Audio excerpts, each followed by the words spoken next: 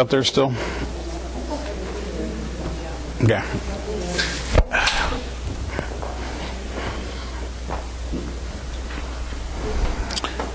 We're good? Okay. So this last presentation is really kind of an outlook in terms of what's going on out there and with respect to the threat environment, the regulatory environment, some of the challenges that we have, and whatnot.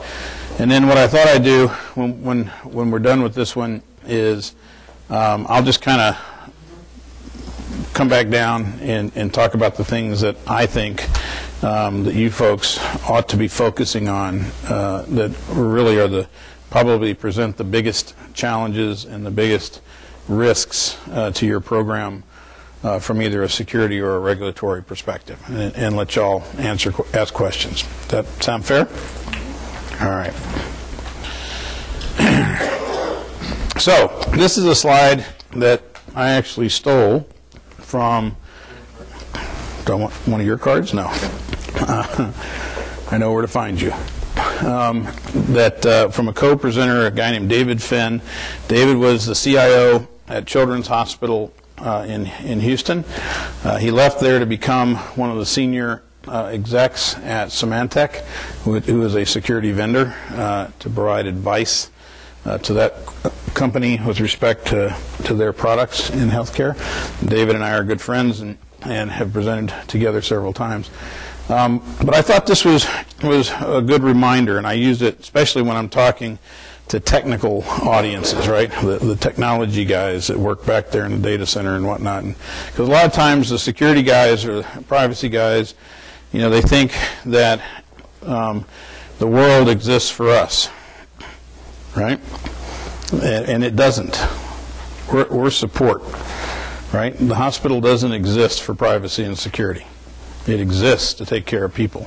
It exists to provide care. We exist to support that mission. Same thing with technology. The hospital doesn't exist for IT. IT exists to support the hospital or the mission of the hospital.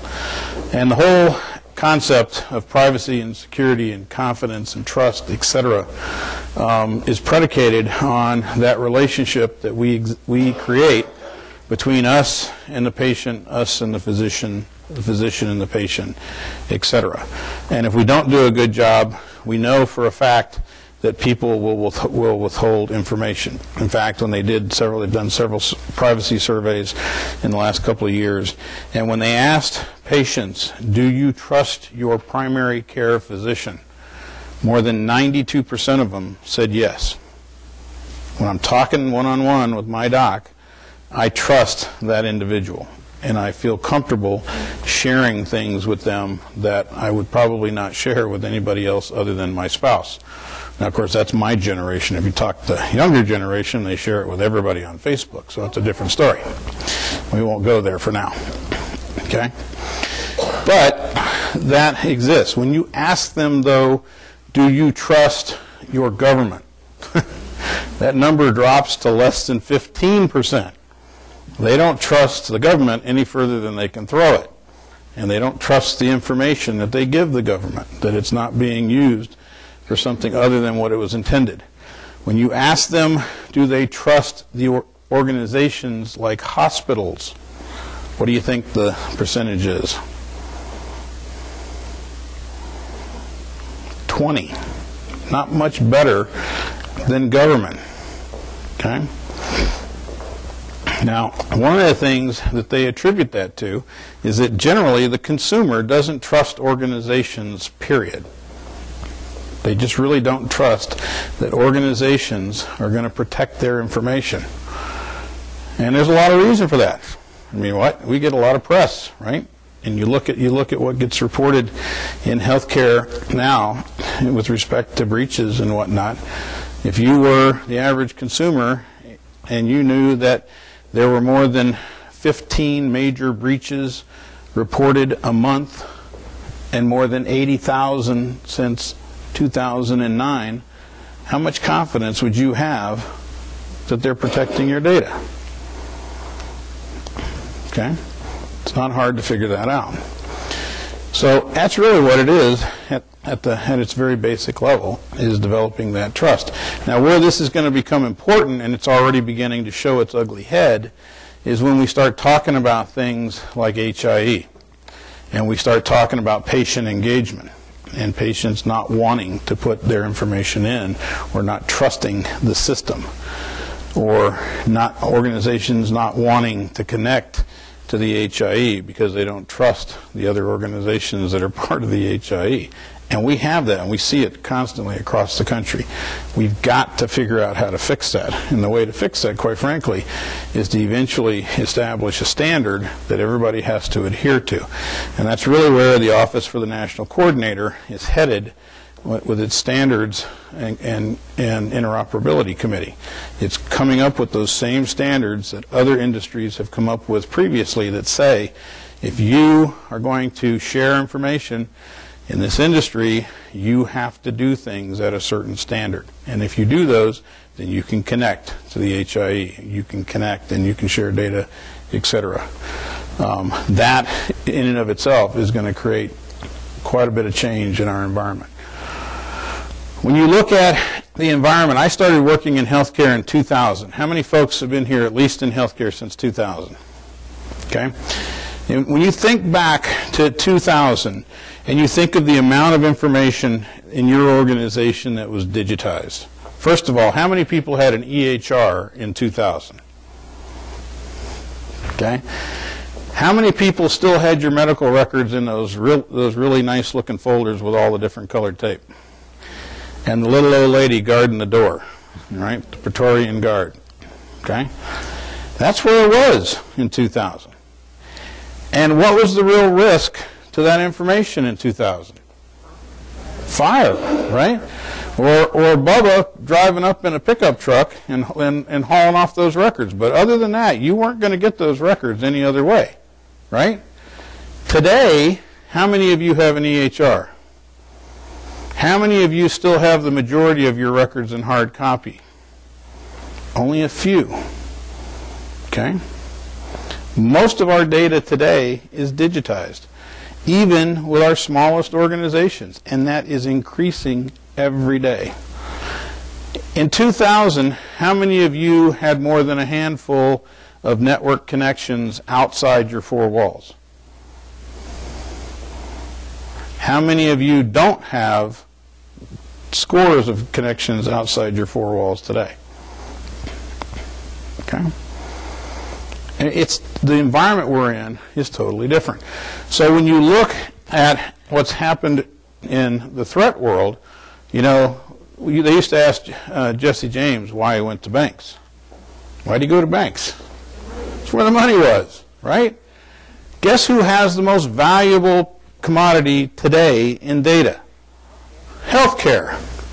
You have more valuable information than any other industry in this country because you have more information on individuals than any other industry in this country. You have the same information that the financial sector has with respect to financial data, but they don't have your health data, but you have all the health data as well. Okay? You have more information. What's more valuable? A mother's maiden name, a credit card number, or a medical identity? Why?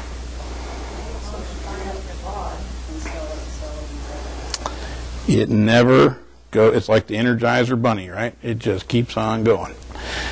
If you lose a credit card today, how long does it take before they cancel that number? Very quick, right? Very quick. That's how they mitigate the risk in the payment card industry. Those numbers are disposable, right? Your number gets compromised, your card gets compromised, your card gets lost. They cancel the number. It's gone, right? Nobody can use it. If I steal your medical identity, what happens? Can I change your medical history? Can I change what's wrong with you? Can I give you a new medical identity? I can give you a new credit card. Can I give you a new medical identity? If you're allergic to penicillin, can I make you not allergic to penicillin tomorrow? No, I can't. It stays forever, right? And if somebody uses that, that's why when you look at medical identity theft cases as opposed to identity theft cases, the difference is measured in decades. If you are a victim of identity theft, generally you're looking at anywhere from 4 to 7 years of pain until you get it all cleared up.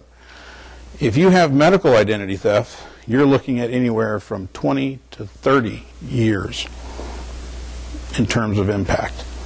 That's the average today. That's the difference. Much more painful, much more damaging. How much does a credit card number cost on the black market? I know you guys sell them all the time. What do you get for it? You don't have a clue? Anybody have a clue? No. Goodness. I'm going to start selling them if it's $100. It's $1.25. Okay? The $1.25 credit card number on the black market, $1.25. Okay? It's real simple. If I steal a credit card or I start using a fraudulent credit card number, I've got this much time to use it. Right? That's why when somebody steals your purse, steals your credit card, your wallet, whatever, they go immediately to where? A cash machine, right? And they pull out cash because they know they probably only have a few minutes to use that card, or maybe an hour, before that card's going to be canceled. And so I got to use it right now, and then it's going to be no good. That's why it's only worth $1. Okay? How about your mother's maiden name? How much is that worth? $1.50. How much is your Social Security number worth? What? It's actually about $1.50 too. Okay? How much is your medical identity worth on the black market? $50. Okay? $50. Still a lot more than those other three, right?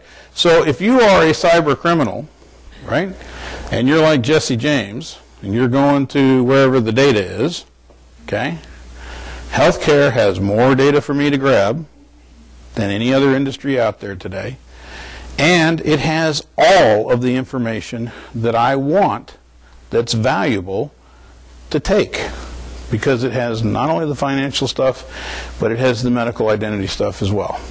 Okay? Which is one reason why we saw the statistics change dramatically after 2009. What happened in 2009? Come on. What came out in 2009? High tech. What did high tech require us to do? Huh? What else did we have to do? Medical records. We had to implement EHRs. Overnight, right? Overnight, we began to digitize information, not by the terabyte, but by the petabyte. By the petabyte. And it's all out there now, right?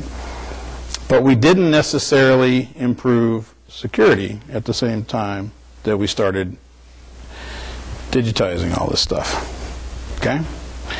But that's what's happened. We exponentially grew after 2009.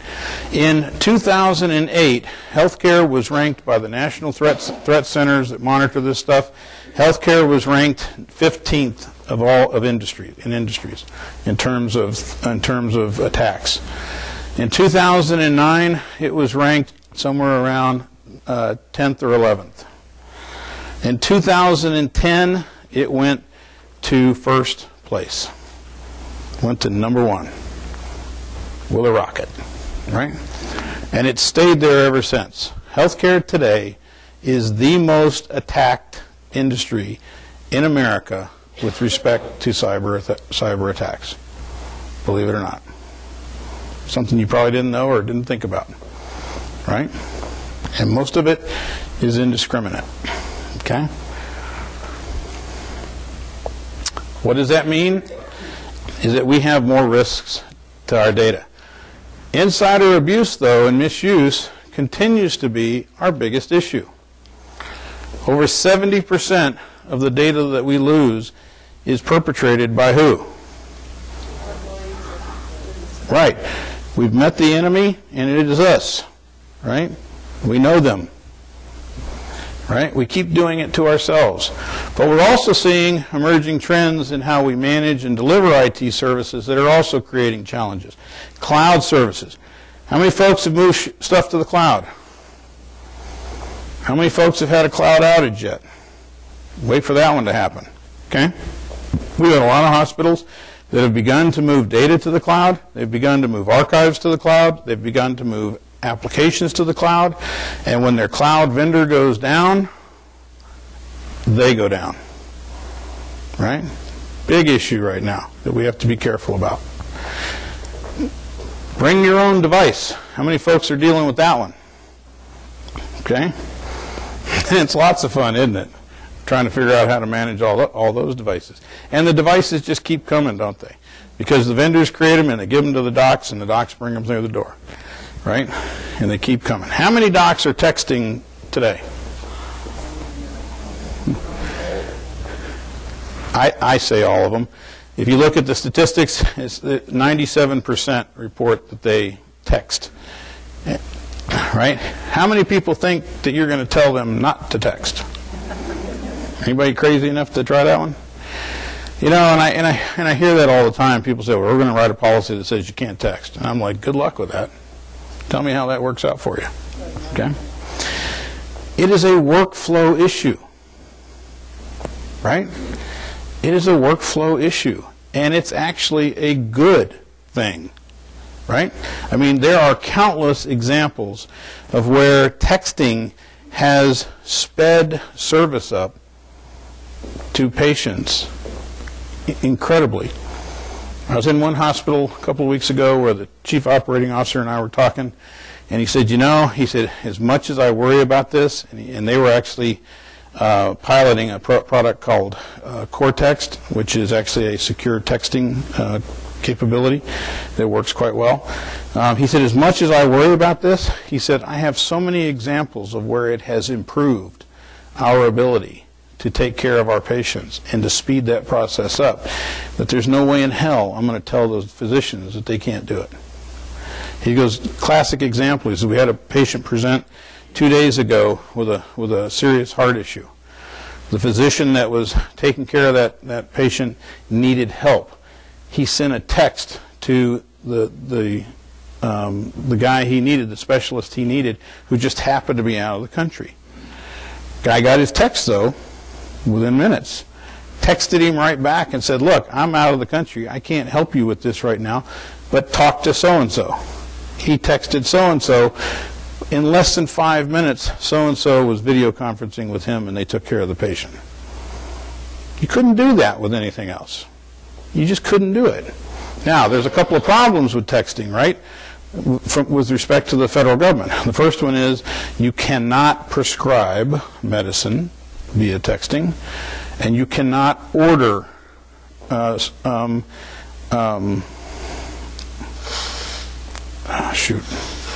procedures via texting, right? Because those have to be done by a physician, and there has to be non-repudiation if it's done remotely. So in other words, I have to be able to digitally have a digital signature for the physician who's actually ordering that service or that operation or that prescription. And texting doesn't give me that capability. So we have to educate our staffs that, number one, texting is here to stay. It is. Don't kid yourself. Number two, there's nothing wrong with it if it's used correctly, meaning not to prescribe things that you know a medical doctor has to prescribe and be able to digitally sign. And three, that you invest in a secure technology to do that. Now, what's the problem with texting through normal text modalities? Where do those texts live? They live in Yahoo, they live in Verizon, they live in Apple, they live wherever they live. They don't live on your system, right? And if they live in certain places like Google, they're discoverable, right? So that information, there's a lot of patient information out there. There are secure texting technologies out there now that we can acquire that actually are quite reasonable in price and That's really what we need to look at. That's the only way we're going to be able to address that issue. Mobile apps. How many people, how many folks in here, has anybody encountered in here your IT staff creating mobile apps? There are hospitals today that are creating their own app stores. So when you become an employee of that hospital, or if you're a physician and you get access to the network, when you get your network login, you also get the app store. And you can go in, just like with Apple or whomever, you can go into the app store and download the apps that they produce that allows you to have access to clinical systems. And so you put that on your phone, you click on that app, and wazoo, you're right in the EHR, or you're in the PAC system, or whatever. Right? Now, there's good and bad with that. It's good if they're created properly and managed properly. There's also good in that what does that do with the data? Where does the data stay when you get the information that way? On your server, not on the device. So it's actually a good thing, right? Okay, so it's actually a good thing. And what happens if you set it up correctly where it's linked to their network login when they don't work for you anymore? And the apps don't work anymore, so they don't have access anymore. So I'm able to take them out with one fell swoop. Okay. Social media. How many folks are having fun with social media? Okay. If you're using social media but you haven't implemented a social media policy or trained your people, you're asking for trouble. And it's just a matter of time. Especially your younger users. You know, we have 5 generations of people in the workforce today, right? The oldest generation, the silent generation, which are still working, right? The next generation, which is the baby boomers, which I'm part of. Then after the baby boomers, who do we have? Generation X, the latchkey kids. Who do we have after that? The millenniums. And who's after the millenniums that just entered the workforce in the last 2 years? The second silent generation. Now, why are they called the second silent generation? That's part of it. The other part of it is that generation, the 18 to 22-year-olds today that are in the workforce, are beginning to emulate the oldest members of the workforce in how they do things. They've watched the generations before them with respect to social media and the impacts of being embarrassed on Facebook, et cetera, and they are beginning to do less of that, which is interesting. They also have, in most cases, a more of a propensity to be focused on the organization than themselves. Whereas the Generation Xers and the Millenniums have been all about me. All about me. And I don't want any authority, and I don't want anybody telling me what to do. I don't want any structure, and if I don't like it here, I'll move on. Right? No loyalty. Right? Baby boomers were all about trying to solve the world's problems. Good luck with that one, too. Okay? And the generation before them, the first silent generation, were all about service and sacrifice. Because they came out of the Great Depression, they came out of the World Wars, and they understood what that meant. Believe it or not, they believe that part of the impact on the second silent generation are the last 10 years of war that we've been in, and what they've seen their friends go through in service to their country, and how that's affected them. It's interesting when you look at that. But what's interesting when you start talking about social media and some of these things in terms of how they affect the organization from a threat perspective, and how we view information. In my generation, or at least, and I'm on the tail end of I'm at the very beginning of the baby boomers, right? I just missed the other one. My generation doesn't talk about what goes on at home, right? You know, it is inconceivable to me to talk about Mrs. McMillan with you. It's none of your business. She's mine. You can't have her, and I'm not going to share her. Okay? Generation X in the Millennium issue will tell you every damn thing there is to know about them and the person that they're dating, and stuff that you don't want to know, right? And they'll put it on Facebook. They have no sense of privacy in a lot of respects. How does that affect a privacy officer at a hospital when they're dealing with Generation Xers who don't recognize their own personal privacy when you're trying to get them to recognize somebody else's privacy? Right? And then you add a mobile device, put a mobile device in their hand that's capable of taking a picture on the spot and texting, and it's a problem. It's a bomb. It's a bomb. Right. But that's the environment that we live in today with respect to a lot of this information. I talked about the DEF CON Black Hat stuff with respect to the mobile devices. Third-party providers also present a real issue for us. And it's getting bigger. And that is that if you look at the breaches that have occurred, more than 40% of them are attributed to vendors, right? Business associates. But more than 70% of the records that have been potentially exposed are attributed to that 40% of the breaches. So when you think about it, our biggest risk with respect to exposure of patient information in many respects are the people that we're doing business with, not necessarily the people in-house.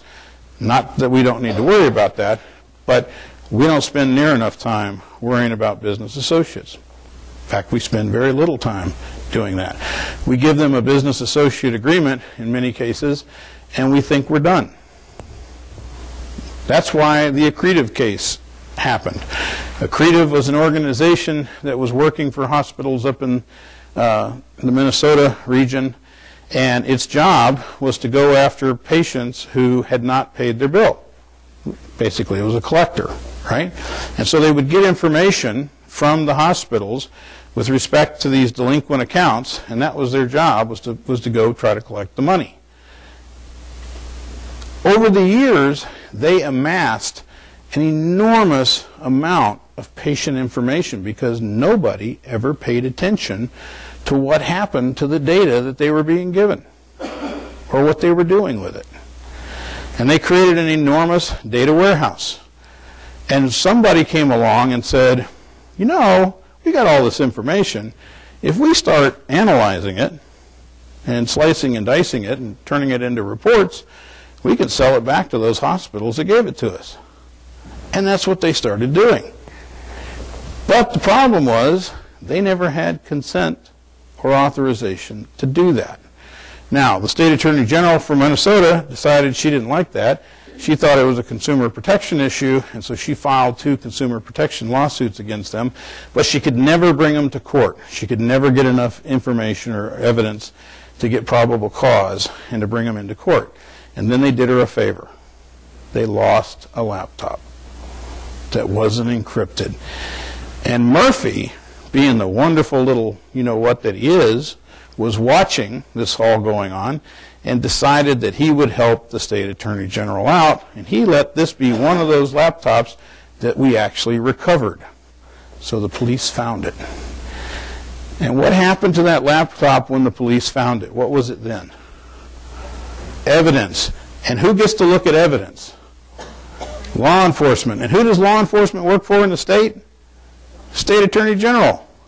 She now had everything she needed to bring those folks to trial. And so she filed 2 consumer protection lawsuits and 1 HIPAA lawsuit against them, and they ended up settling for $22.5 million and were restricted from doing business in Minnesota for the next 2 years.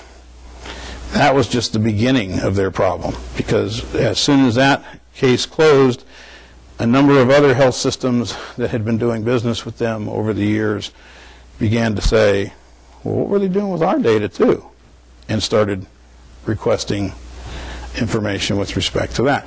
But it all happened because we weren't paying attention to them. I can tell you that when high-tech first came out, we first started talking about business associates being liable, I had an organization come up to me after a presentation at HIMSS, and they said, we're a business associate. Let me tell you what we do. We have 1,500 consultants around the country, and they go into hospitals and they extract patient information from their HIS, and we conduct analysis and studies, and we give the reports to the hospital. But when we're done, the data goes into our warehouse back at our headquarters, and we literally have petabytes of data that the hospitals never really gave us to keep, but we've got it. And we use it for the same reasons, for analytical purposes and whatnot, to support our report writing and whatnot. But the other problem I'm concerned about, this guy's telling me this, I'm looking at this guy going, good luck. Anyway, he says, the other problem I have, he says, every one of those consultants has a laptop, and not one of them is encrypted, and we don't use VPNs to communicate back to the rear. And I said, how long have you been working there? And he said, about 3 years. I said, you might want to put your resume out somewhere. I said, because you guys have a breach. You're gonna get it handed to you. Now, I will tell you that in the time since that conversation was had, that organization has since changed their architecture. They do now have encrypted laptops for all their consultants. They do use VPNs to connect and all that. But they still have all that data. Now, what that's going to mean later this year when guidance comes out with respect to minimal necessary, which is going to come out, that all of their customers are going to have to define what their requirements are with respect to minimal necessary and their relationship with these folks. And they're going to have a whole lot of data that isn't legally covered. And they're going to have to figure out a way to either get rid of it before it becomes a legal issue, right? Or go back to their customers and get their customers to give them permission to keep it. My guess is that that's going to be quite a house clearing.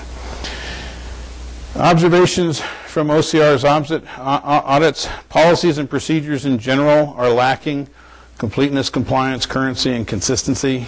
One of the things that we talked about earlier.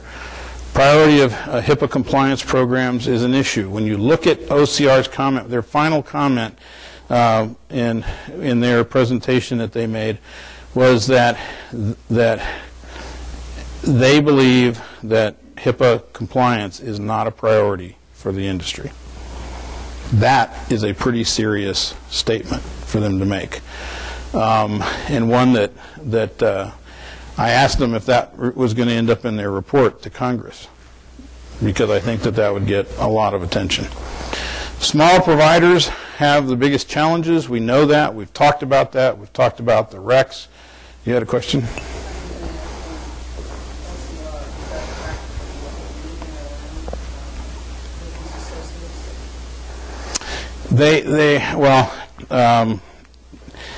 To put it bluntly, no, I didn't see any, but it doesn't mean there won't be. But OCR's position on that, which is still, in my own opinion, is still somewhat up for debate.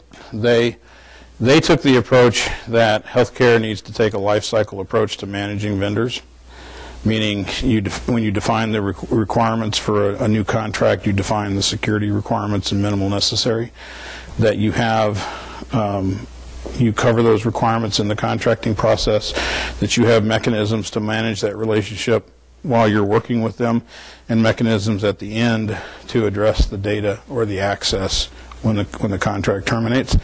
Now, there's nothing in the HIPAA security rule that provides that level of specificity. So that's why I say there's still some debate as to whether or not that level of rigor is gonna withstand. Conduct of risk assessments, third-party risks. One of the things about privacy, when you look at the results, privacy was spread across the spectrum, and it wasn't that we didn't have policies and procedures. It wasn't that necessarily that people didn't know. It was just that we weren't following them. We just weren't following them. And the smaller the organization, the less we followed our procedures, our written procedures. And part of it was a familiarity issue. It really was. And that's something that we really have to think about in small organizations. Resources create challenge. Spending on security, people, technology, services continues to lag far behind other regulated industries. Most regulated industries that have security or privacy requirements spend anywhere from 6 to 12% of their IT budget on security. Healthcare spends less than 3%, which is one reason why we have some of the issues that we have. Okay? The adoption of technology has also been slow.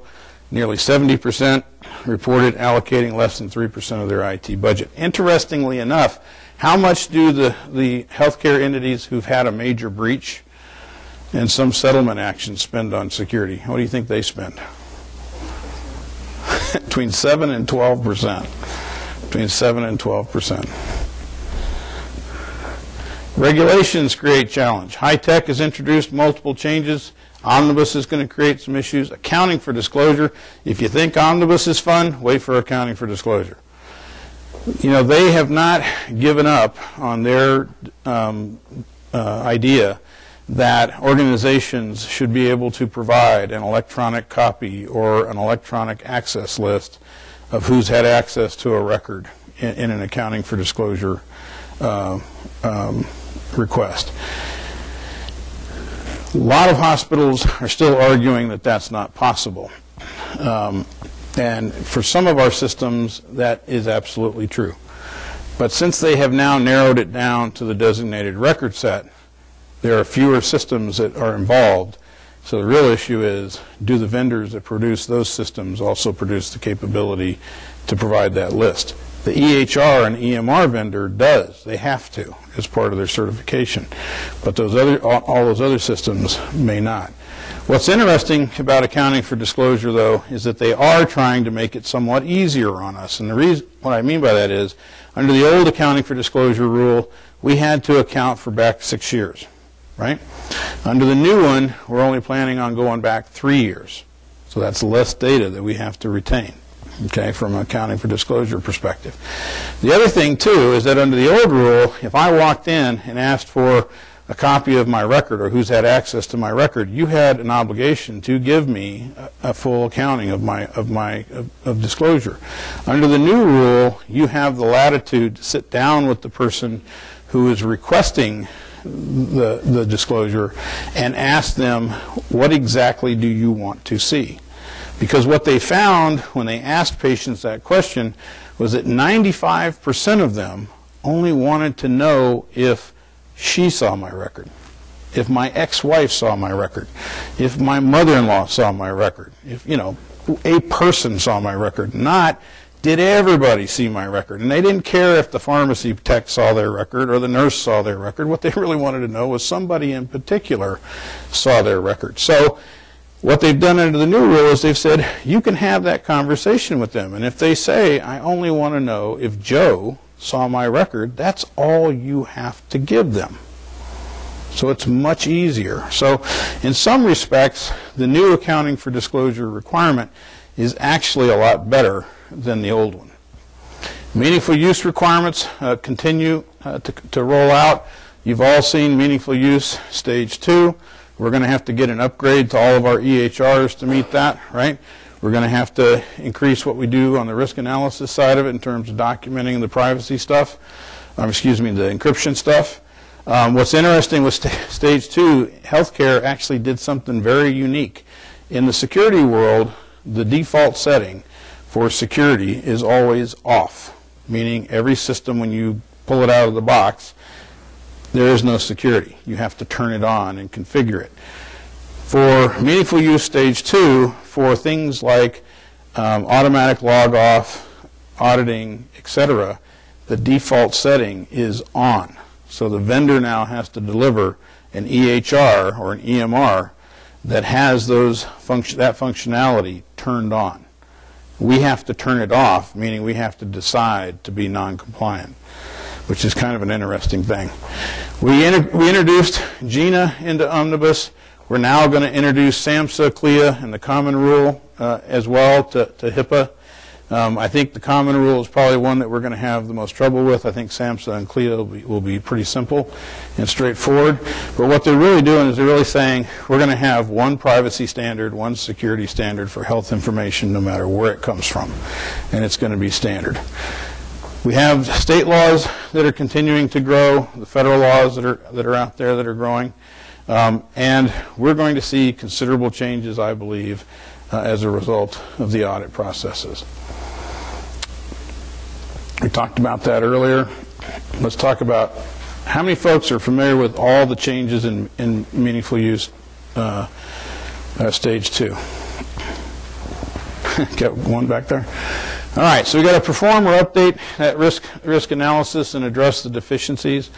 We have to explain the encryption practices. If we're an eligible provider, we also have to use secure electronic messaging to communicate with patients relevant health information. I think it's 5%. For those that are critical, for hospitals, we have to communicate electronically with patients and patient information as well. The record log with respect to what's going on in the system has to create an audit status and not be tamperable. Encryption has to meet the NIST specification and approved by FIPS 140-2, so it brings it into compliance with safe harbor. The synchronization of clocks, which I talked about earlier, with respect to the systems. We have to authenticate users against the unique identifiers and prescribed accesses. So when you asked about the generic accounts, in our EHR, it's real important that we have as few generic accounts as possible. And if we do have generic accounts, they have to be auditable. Again, I talked about the default settings with respect to access monitoring and tampering. We have to permit the end user to create an audit report for a specified period of time and permit sorting by specific criteria. So they took the audit requirement in stage 1 and they added this requirement. So basically in stage 1, the system had to produce an audit log, it had to be readable, and it had to be manipulable. But it didn't actually talk to having it be able to be put into a usable format. This is what that addresses. This also goes into the 9 elements that you have to audit for. We have to permit amendments or comments to a patient record while preserving the original record content.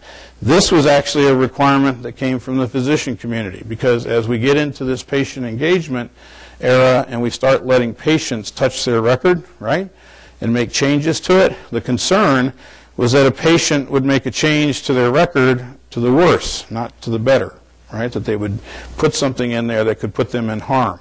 So what they did was they required EHR vendors to have the system set up so that when a patient goes in to change their record, the original record stays intact until somebody in that health system validates what that patient put in there to make sure that there's nothing that could be harmful.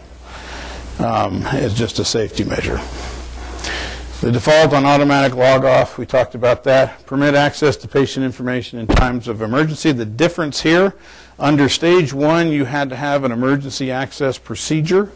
Under stage 2, you have to designate people who can execute that emergency access. So, in other words, not just anybody can break the glass under stage 2.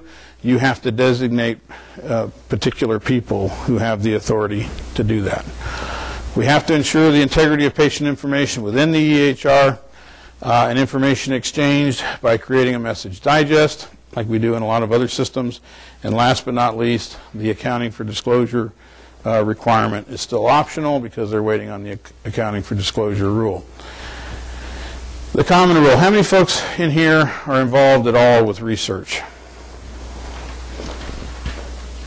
Or do you give research data to researchers?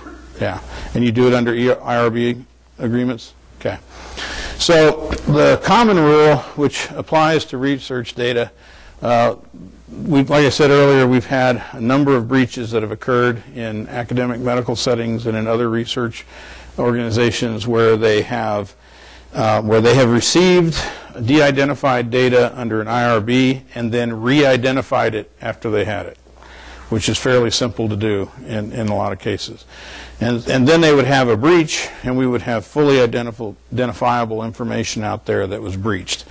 But they don't have the same reporting requirements or the same oversight as folks do under HIPAA, and so that created this desire to actually bring them into compliance, and that's what they're working on now. We talked about the accretive case.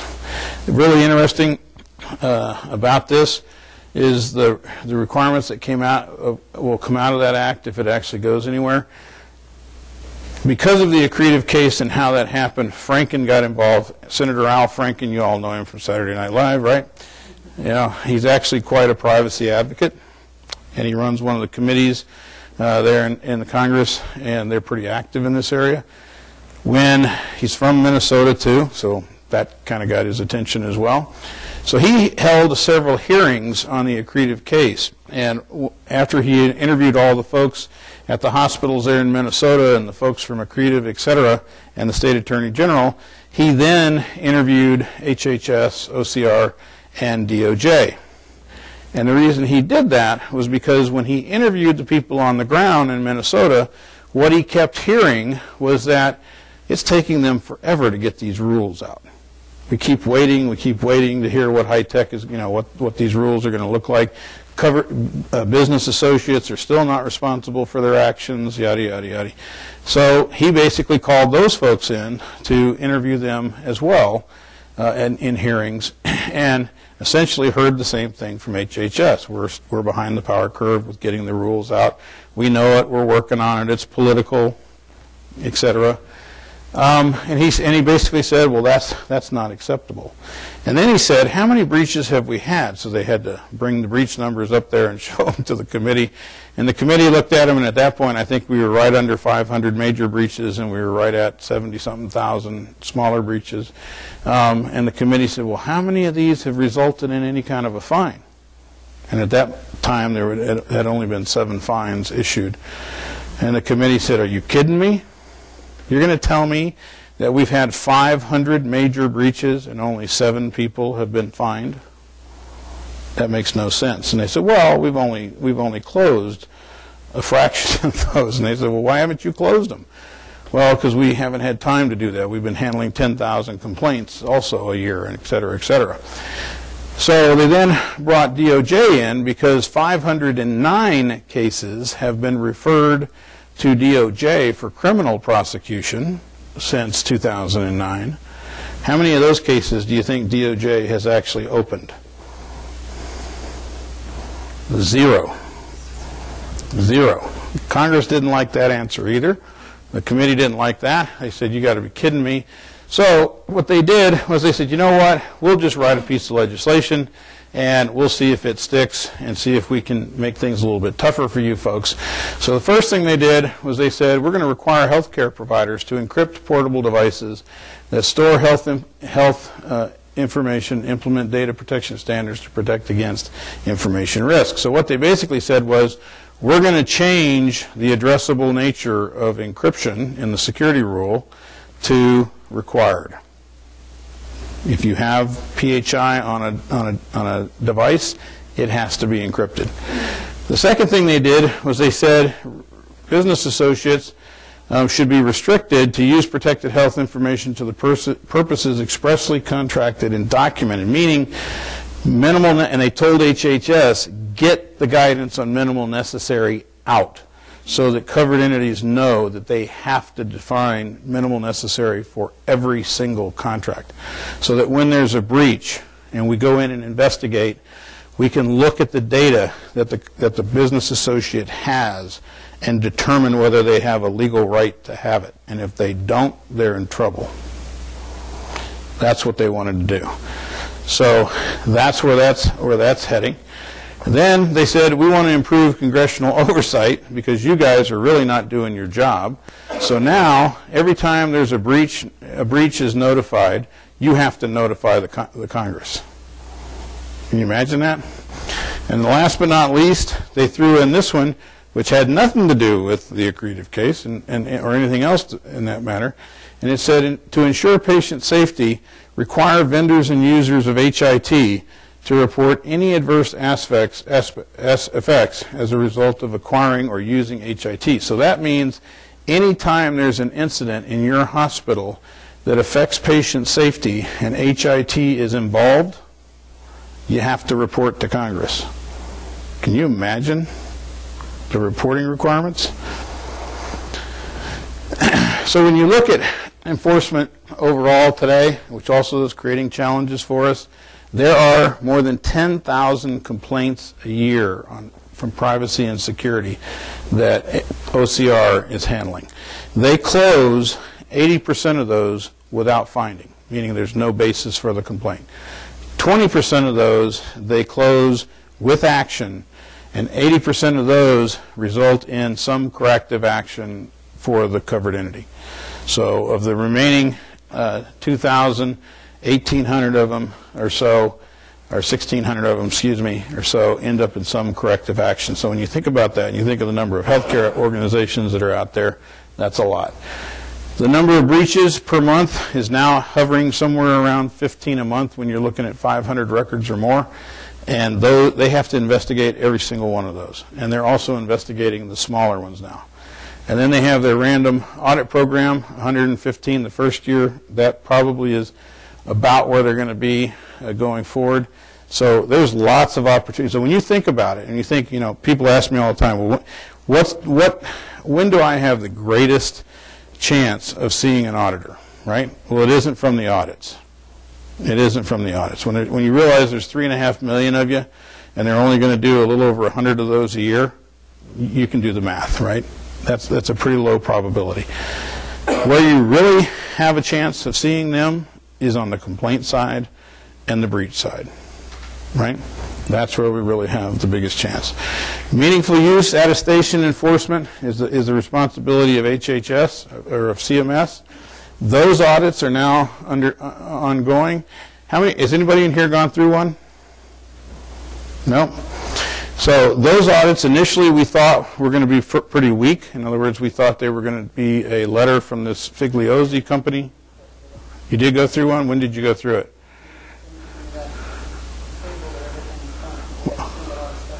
Yeah, so it wasn't quite as simple as we thought it was it? Yeah, so we're finding out that those are not quite as, did they come on site, by the way? Oh, they didn't, okay. Okay, so they actually got one of the easier versions of it, because sometimes they don't come on site, sometimes they do. For those organizations where they've come on site, it's been almost like an OCR audit, in that they have interviewed people, they have gone down and interrogated systems, they have taken your numbers and your denominators, etc., and they have gone in and looked for audit reports to refute those numbers.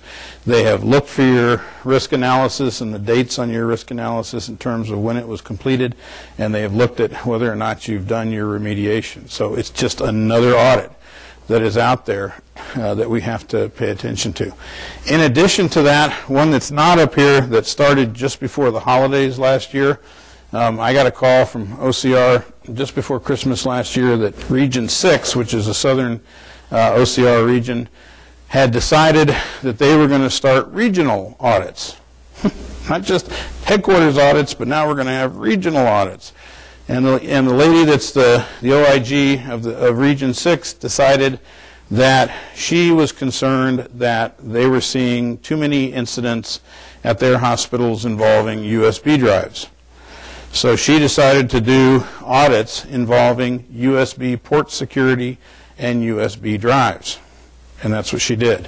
Well, everybody else, all the other regional IGs thought that was such a great idea that all of a sudden it spread. So now we've had these audits going on in other parts of the country. I just talked to a hospital a couple of days ago who just went through one most recently, and it was really kind of disconcerting what we heard from that audit, because what happened was the auditors who showed up, and this is classic auditors again, that did not really understand healthcare. They were classic financial auditors. They showed up and they said, we're here to look at your workstations and how you're controlling USBs and USB drives. and they said, you have to segregate your non-clinical workstations from your clinical workstations. And of course, the privacy officer there, who's no spring chicken and been around for a couple of years, and she's a very smart lady, basically said, could you please show me where it says I have to do that? And of course, there was no good answer. And finally, they said, well, the NIST 800-53 controls matrix says you have to do that.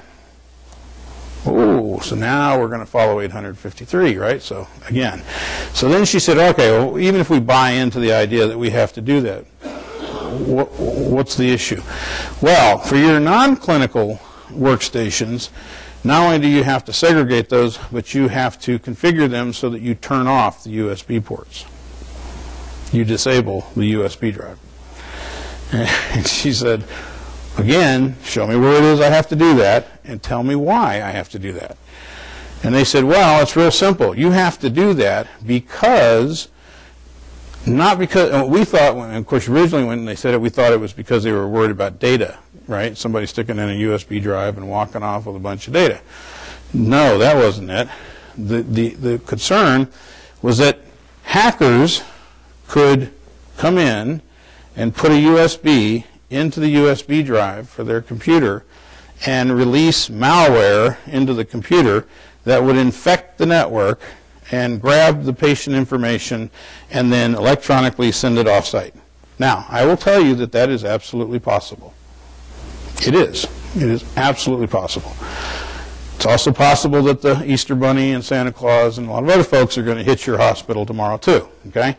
You know, and I had this discussion with OCR, and I said, tell me you guys aren't going around telling hospitals that there is an army of hackers lining up to bring USB drives into their hospital and find that one drive that they can stick it into and infect the entire network. And they're like, no, but it's the OIG. And what happens when the OIG wants to do something? Everybody lets them do it because you cannot interfere with the autonomy of the OIG. So now we have these audits going on as well. And they are sending the results of those audits to OCR and calling them HIPAA violations. And OCR has already received a number of these, and I was speaking to them last night when I was driving here from Lexington, and and they said, we've got them. We don't know what we're doing with them, but we've got them. They're not real supportive of this. There's no real basis for a lot of this in the HIPAA rule. And so they're trying to find a way to, on one hand, not ignore the OIG, right? Because if they do that, they run the risk of the OIG going upstairs and saying that they're not enforcing the rule or taking them seriously. But on the other hand, they don't want to start asking hospitals to do things that, quite frankly, are not required and don't make a lot of sense. So it'll be interesting to see how that turns out. But the point is that there are a number of audit opportunities for all of you. Okay? Omnibus gave us changed the breach rule, as we talked about earlier. The other thing I didn't talk about with enforcement that changed in the Omnibus rule, under the old rule, OCR had to go through their investigative process, and at the end of their investigative process, they had to give the covered entity an informal resolution. In other words, an opportunity to fix things before they could fine them. Right? That's the way the old rule was written. Under the new rule, that's been removed. Under the new rule, they run their investigation. At the end of their investigation, if they determine that it is a case of willful neglect or negligence, they can go right to a fine. They don't have to offer informal resolution anymore. If it's not one of those categories, then they will offer informal resolution first. Okay? This kind of tells the whole story. And I don't have the 2012 numbers yet, but I've been told that they look the same. If you look at the pink bar, if you look at that pink bar and you look at the blue bar are cases that were closed without investigation. The pink bar is cases that were closed with corrective action, meaning some action was taken against the covered entity. Up until 2008, you'll notice that the blue bar is much bigger than the pink bar. That's when CMS had responsibility for privacy and or for security. From 2009 on, OCR took over, and you can see that from 2010 on, that pink bar went way up and that blue bar went way down. The fact of the matter is, if you have a complaint against you today or a breach, and it goes to a review or it goes to an investigation with them, you have an 8 out of 10 chance of getting some corrective action levied against you. Okay? So either a corrective action plan, a resolution agreement, monitoring, etc. Okay? The other thing that's changed when you look at the resolution agreements and how they're addressing those today, and these are all the resolution agreements that have happened since the beginning, all the way up to Mass General, right? All you saw were fines and corrective action plans. You didn't see resolution. You didn't see monitoring, either informal or formal, or anything of that nature. And you also only saw investigations of the incident itself. In other words, whatever happened, that's what they investigated. They didn't look at the rest of the program. At Mass General, which also coincided with OCR taking over, with Mass General that changed. And with Mass General was the first one that they actually had a resolution agreement where they included monitoring, but it was self-monitoring. In other words, they required Mass General to do self-monitoring and to report, but they still stayed focused on the incident that brought them there. That was a big failure in their minds. UCLA happened next, and we are the monitor for UCLA. When UCLA got their resolution agreement and they received a monitoring requirement, it had to be an external monitor. And the monitor had to be for 3 years. And they didn't just look at the incident that occurred, they looked at all of the policies and procedures around the incident that occurred. When they got to Phoenix, it was same as Blue Cross Blue Shield of Tennessee and Phoenix. It was pretty much the same as UCLA. But the next change came when we got to Alaska and to Mass Eye and Ear, which is where we are today. If you look at the resolution agreements for Mass Eye and Ear and for DHHS in Alaska, you will notice that one, they got a fine, they got a resolution agreement, they got an external monitor, and their investigation was not just the incident, but it was their entire program. And Leon's policy today, with respect to how they prosecute investigations, is that whatever the event was that caused the complaint or caused the breach, that is just the reason to go there. That's not what they look at. They look at the entire program. So when you look at Phoenix cardiac surgeons, as an example, they had an issue with a calendaring mistake that was made by a third party. They fixed it very quickly, but when they went there to investigate it or to review it, they realized that Phoenix cardiac physicians had not done a risk assessment, they hadn't trained their employees, they didn't have certain policies and procedures in place, and so they got a resolution agreement and a fine based on their program, not the breach that occurred. Okay, so that's the difference there. Probably the next thing that I think is really important to understand is the real cost of incidents. And this chart basically shows all of the different costs that are associated today with breaches and whatnot. If you look at the studies that talk about breaches today in terms of what they cost this industry, we have about 60% of the breaches that occur today that cost somewhere in the neighborhood of about $500,000. The average cost of a breach is $2.5 million, because we have some that cost a lot of money and others that are very small. Most of our facilities in America have an operating margin of about 2.5%, right? So what that means is that for every dollar of profit that the hospital makes, they have to bring in $40 of revenue on the top line to make that dollar. Okay? So that also means that every dollar that we lose in a fine or cleanup or credit protection or some other bill associated with an incident or a breach is another dollar that we have to make $40 to replace. So when you look at a breach that costs $2.4 million, or the average, whatever they say the average is today, you're looking at $96 million on the top line to replace that $2.5 million that breach cost. So when you talk about what does a breach cost, don't focus on the fine. Don't focus on the cost of credit protection or those kinds of issues. Focus on what it costs the business in order to replace that money. Because if you talk to the guys in the front office or the gals in the front office and you say, what would $100 million of revenue buy this hospital? Right? I guarantee you they can come up with quite a list of things that they'd like to acquire. Right? And that's what it costs. It takes away from the things that we're trying to do at our facility. Now let's take the flip side of that. Let's talk about laptops. The most prevalent breach that we have today. Lost laptops that aren't encrypted and have PHI on them, right? How much does it cost to encrypt the average laptop? About $150. So you guys are pretty close, okay? $150.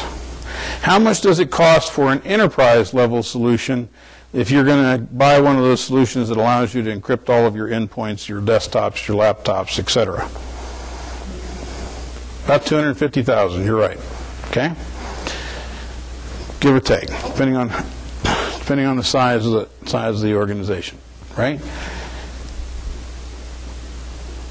If you know that, and the next question is, every CFO in every hospital has a line item in their budget that's called shrinkage. You know what I'm talking about? Meaning the amount of money that is associated with assets that they expect to lose or have stolen. Right? And shrinkage for mobile devices is usually set at a certain number. So there's a number that the CFO establishes that says any device under this amount we don't even bother to inventory because we don't worry about it. We just write it off if we lose it. That number in most large institutions, which doesn't apply to most of y'all, but in most large institutions is large enough that it's more than the average cost of a laptop, which means that a lot of large health systems don't account for things like laptops because it falls under that threshold. And if that laptop doesn't have PHI on it and you lose it, then that's fine, right? But if it has PHI on it, now that laptop could be worth $2.5 million. Totally different picture. And those rules kind of collide with one another. But the point is that we know for mobile devices right now that the average shrinkage figure across the country is about 4%. So that means if you have 100 laptops, you're going to lose 4 of them. You have 10, right? Or excuse me, 40 of them. Or no, 4 of them. Yeah. So you're going to lose them. It's going to happen. So that means that we know we're going to lose these devices. We're planning to lose these devices. And we know that the potential cost, if it's a breach, is considerable. And yet we have a lot of organizations where I hear security officers and IT folks say, I can't get management to let me encrypt my laptops, to spend the $150 to encrypt the laptop. Right? But that's the real cost of this stuff and what needs to be discussed with the front office. Not because it's a regulatory requirement, not because it's a security issue, but because every time we screw this up and don't do a good job, we cost the institution money that can pay for the next x-ray machine or the next cath lab or the next bed that we need or the next surgeon that we need to hire, right? It's that issue. When we don't protect assets like medical devices, etc., we put patients at risk. right? When we don't protect their data and they become the victims of medical identity theft, we really make life hard for them for years and years to come. I wrote an article not too long ago where I followed a half a dozen victims of medical identity theft, and it was just phenomenal to listen to their stories and what they had to put up with. There was one woman who for 20 years could not get insurance because of tests that had showed up in her record that somebody else had taken using her information. And even though everybody agreed that these tests were not hers, they would not take it out of her record, and she was never able to resolve it. It was just amazing listening to some of the stories that these folks had and the pain that they went through. We had one guy who literally had procedures done in 50 hospitals across the country almost simultaneously. Right? Now, there's no way in hell he could have been there. But what somebody had done was gotten his information and had sold it 50 times or more. And that's how many times it got used. And he got the bill for all of it. It was incredible. And it took him years to deal with that problem. Okay? All right, so let's talk about, real quick, because I know it's the end of the day and you guys are ready to roll, right? What is it I think you ought to do? Well, first of all, if you have not done a risk assessment, a proper risk assessment, you need to do one. It is the first thing they're going to ask for. It's the first thing they're going to look at, and they're going to base a lot of their other decisions with respect to your investigation, your audit, your whatever, on, right? And if you don't have it, it just makes all of that more difficult. The second thing is pick whatever you believe is the most simplest approach to establishing your security program from a framework perspective, and base your program on that framework and not just on individual standards. Let the standards drive how you do it, not what you do. Okay? Focus on training of your workforce. That is the second area that they will focus on, is training. Every time there's a breach, every time there's a compliance review, etc., one of the first questions they ask if there was a workforce member involved is, was this person trained? And did they have training records, right? And rethink how you train your workforce. I will tell you that annual refresher training is worthless. Okay? You probably don't want to hear that, but it is. All the studies that we've ever done, less than 9% of the people who go through annual refresher training remember what they were taught. And there's a reason for that. One, if you only get it once a year, you better be paying attention. Two, how many of them are really paying attention? They probably got a laptop in front of them. They may have a pad or their phone or something. They're doing anything but listening. Even if they're doing a CBT, right? How many people have done a CBT and didn't really pay attention to it? Right? We all know. It's not that hard to do. Okay? So that's not the way people learn. You know, one of the things we learned in the intelligence community, and I applied when I was a director of security that worked really effectively, was we had psychologists help us learn, teach us how people learn when we were trying to influence them. That's what Intel does, right? We want you to do something we want you to do, whether you want to do it or not. So we have to learn how to influence you. Well, part of doing that is understanding how people receive information and how they assimilate it. Gals, you're going to like this. You're smarter than us guys, right? Doesn't take you near as long.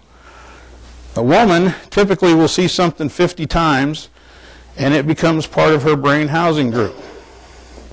Okay? Takes a guy about 75 times, a little bit slower on the uptake. Okay?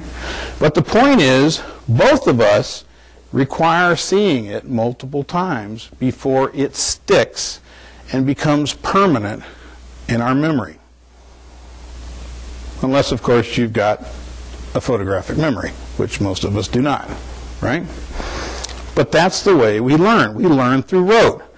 We've kind of gotten away from that nowadays, because nowadays kids don't even have to solve for the damn problem. They just have to get close, right? They have to understand the theory of the math problem as opposed to getting the right answer, which is one reason why we're so far behind in engineering and science, okay? Because it really does make a difference about getting the right answer. But that's how we learn.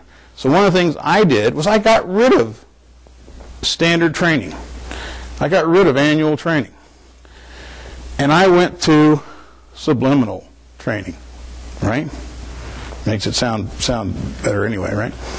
But what I did was I said, I listened to what the psychologist told me, and I said, okay, what you're telling me is that people learn better when you give them little snippets of information over and over again, so that after a while it sticks. The other thing that they told us was that whether you read it or not, every time you look at something, your ocular nerve records it in your brain, right? Which is one reason why when you talk about speed reading, what's the difference between speed reading and regular reading? Regular reading, you read left to right and top to bottom. Speed reading, you look at the whole page. That's really the trick to speed reading, is being able to take the whole page in all at once. And you have to train yourself to do that. What's interesting is that when you train yourself to do it, you're training yourself to do it consciously. But what's interesting is that when you're reading normal today, for instance, you actually are taking the entire page in while you're reading left to right, top to bottom. But you don't think that way, and it doesn't register that way. But the information is already there. So what I did was I had the IT guys basically change the login screen on everybody's computer. And every time you walked up to your computer, or a computer, there was a very short security message on that screen. Or every time you touched that key that caused it to pop up, right, for you to log in, when that popped up, right above it was a short security message. And it was less than 150 characters, because the psychologist had told me that that was the optimal number of characters for your brain to read. And what happened was, it didn't force the user to do anything. They didn't have to respond to it. They didn't have to acknowledge it. They didn't have to read it consciously. They still just logged in like they normally did. But because of where it was on the screen and where they were typing in their password, right, or whatever they were typing in, they saw it and it registered. The scores on our tests, when we tested the users, went through the roof after 6 months. Because after 6 months of them just going through their normal routine every day, they basically saw, and we had about 150 of those security messages that we put in there that would change every time they looked at a screen, that we found that after about 6 months, they had seen each one of those messages probably 150 times. And it had registered. And so when you asked them the rule on password management, they could recite it, even though they didn't realize why they knew it. And it was just there. And it was all because we changed how we trained them and how they assimilated information. So users are one of our biggest threats in healthcare. They really are. We have a lot of breaches that occur because of individuals looking at information that they're not supposed to, or doing things that they're not supposed to, or not thinking before they do something because they forget something that they should have done, like the privacy situation, right? Think about if we could change that to where those things just became rote memory, that they knew it without even thinking about it, right? It might change how they perform. Okay, so I encourage you to think about different ways to look at that. The next thing that I would say you need to think about is you really need to get a handle, if you haven't done it, on your encryption strategy. Encryption is going to continue to become more important. It's something you're going to have to address in writing as part of Meaningful Use Stage 2, as part of your attestation. And we're going to see more and more encryption requirements as part of these different rules. So we need to start thinking about how we're going to address encryption both at rest and in motion and at the transport layer. So think about that, okay, and start documenting those things and addressing them. The next biggest change in the environment, and I think it's even going to hit the critical access hospitals at some point, if it hasn't already, is this whole mobile technology thing. When you look at how consumerization is affecting how we deliver IT services and how we deliver data, with BYOD and social media and texting and VDI and you just name it, on and on and on, they basically project that in the next 10 years, the network as we know it is going to cease to exist. That organizations are not going to have data centers or networks. That you're not going to have a desktop as your primary work tool. You're going to have a pad or a laptop. And most people are going to have a pad. And you're going to come into work and you're going to have a docking station. It's just going to be docking stations, and you're going to plug in when you're there and you're going to unplug when you go somewhere else, and it's going to go with you everywhere you go. And your data is not going to be there. Your data is going to be somewhere else. And you're not going to have access to it directly, right? It's going to take longer, I think, for that transformation to get to the critical access hospital level, but I think eventually it will, because it's just like everything else. It's the way the industry is going, and eventually you're not going to be able to buy networks like you did before. That's what you're going to have, right? We've already seen the form factor for a lot of these tools that we have change, and it's continuing to change. In fact, some of the manufacturers are talking about discontinuing developing desktops because they don't see that as the future, right? So we need to think about that mobile strategy as well. That how we're gonna actually deliver information to our workforce and folks. Okay. If you haven't addressed the cloud side of things, you need to really get smarter on that as well. I think we're gonna see guidance come out from OCR at some point with respect to cloud security and ONC, because they're very concerned about the impact that cloud vendors are having on healthcare, primarily from a disaster recovery perspective. That people are putting way too much into the cloud at the moment, and there's not that level of assurance there. And when the cloud vendor goes down, we go down, right? So be thinking about that and trying to get smart on that. The good news is there's all kinds of information out there with respect to all these things, and there's a million webinars and whatnot that you can sit in and begin to familiarize yourselves with them. And I would just do that because it's coming. It's coming.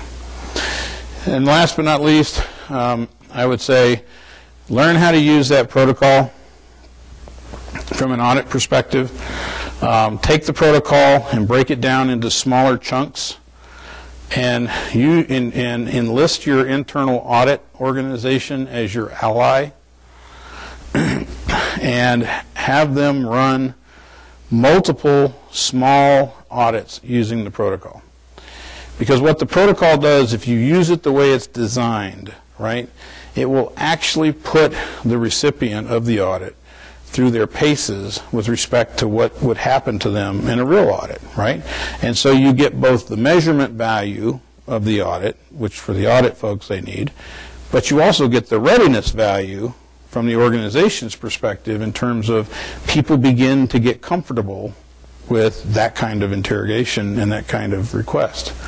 And so after a while, audit's not a problem. Audit's just something else I do, right? And I think about this data and how important it is to document it and retain it, etc. And the audit protocol actually is a really nifty tool for doing that, because I can take, say, one of those key activities, and like the one we described today, and those three requirements, and I can go into a department, and in an hour I can do a very quick audit, right? That actually puts the department through its paces, and at the same time allows me to collect information to be able to report out in terms of how well we're doing, right? So it's kind of a neat tool in that regard.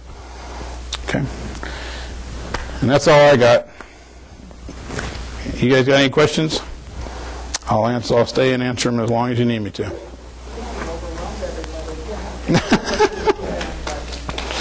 Well, good luck to you.